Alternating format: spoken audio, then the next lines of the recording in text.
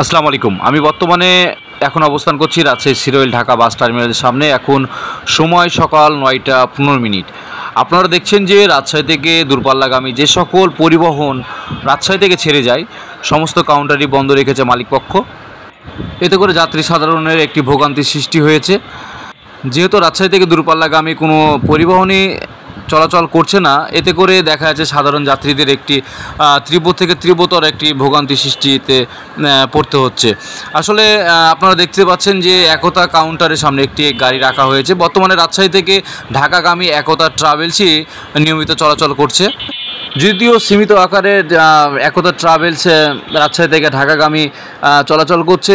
যাত্রীদের পর্যাপ্ত পরিমাণে চাপ থাকায় অনেক সময় দেখা যাচ্ছে যে সিট না পেয়ে যাত্রীরা বিভিন্ন পন্থায় লোকাল গাড়ি ধরে তারা নিজ গন্তব্যে পৌঁছানোর জন্য আপ্রাণ চেষ্টা করছে। এতে করে যাত্রীদের যেমন অর্থ এবং সময় দুটোই দেখা যাচ্ছে অপচয় হচ্ছে। আমরা কয়েকজন যাত্রীর সঙ্গে কথা বলে জানতে পেরেছি তারা দূর থেকে এসেছিলেন। তারা দেখা যাচ্ছে যে কেউ চিটাগাং বা কেউ ঢাকা যাওয়ার জন্য এসেছিলেন, তো এসে কোনো গাড়ি না পেয়ে তারা দেখা যাচ্ছে বাড়ি ফিরে চলে যাওয়ার জন্য সিদ্ধান্ত নিয়েছেন। কেউ কেউ আবার দেখা যাচ্ছে যে লোকাল গাড়ির মাধ্যমে তারা গন্তব্যে পৌঁছানোর চেষ্টা করছেন। তবে শ্রমিক ইউনিয়নের সঙ্গে মালিক পক্ষের সমঝোতা কবে নাগাদ সুষ্ঠুভাবে হবে তা এখন পর্যন্ত বলা যাচ্ছে না, এবং স্বাভাবিক অবস্থায় ফিরবে কবে সেটাও বলা যাচ্ছে না।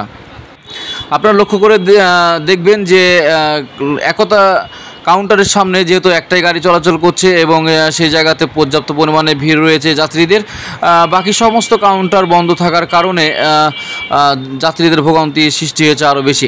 আপনারা দেখছেন যে গ্রামীণ ট্রাভেলসের একটি কাউন্টার খোলা রাখা হয়েছে। বর্তমানে তারা কাউন্টারটি খোলা রেখেছে যে সকল যাত্রীরা অগ্রিম টিকিট কেটেছিলেন তাদের টিকিট ক্যান্সেল করে টাকা ফেরত দেওয়ার জন্য। তো দেশ ট্রাভেলসেরও একটি কাউন্টার খোলা রাখা হয়েছে।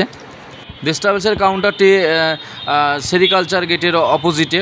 তো তারাও সেম পন্থায় দেখা যাচ্ছে যে ক্যান্সেল করে টিকিটের টাকাটা তারাও রিটার্ন করছে। তবে আপনাদের জানিয়ে রাখি যে শ্রমিক ইউনিয়নের সঙ্গে মালিক পক্ষের যে দ্বন্দ্বটি লেগেছিল তা হলো শ্রমিকদের বেতন বৃদ্ধির জন্য। তো শ্রমিকরা এই নিয়ে মালিক পক্ষের সঙ্গে কথা বলাতে তারা রাজি না হয় শ্রমিক ইউনিয়নের পক্ষ থেকে তারা 1.5 দিনের মতো গাড়ি বন্ধ রেখেছিল রাজশাহী থেকে দূরপাল্লাগামী। পরে মালিক পক্ষের সঙ্গে একটি আশ্বস্তমূলক বার্তায় তারা আবারও গাড়ি চলাচল করে। গাড়ি চলাচলের একদিনের মাথায় মালিক পক্ষের সিদ্ধান্তে আবারও গাড়ি বন্ধ রাখা হয়।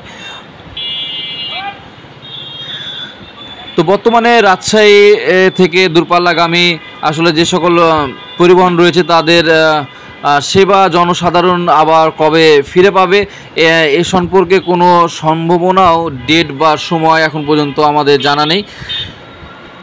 আপনারা লক্ষ্য করে দেখবেন যে এখন বর্তমানে কিন্তু রাজশাহী যে সিরোইল ঢাকা বাস টার্মিনালটি রয়েছে আসলে আপনারা দেখছেন যে ফাঁকা অবস্থায় রয়েছে।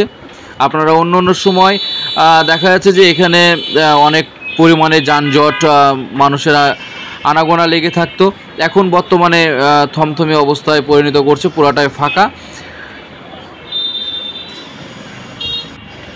তো এই হলো রাজশাহী সিরোইল ঢাকা বাস টার্মিনালের পরিস্থিতি।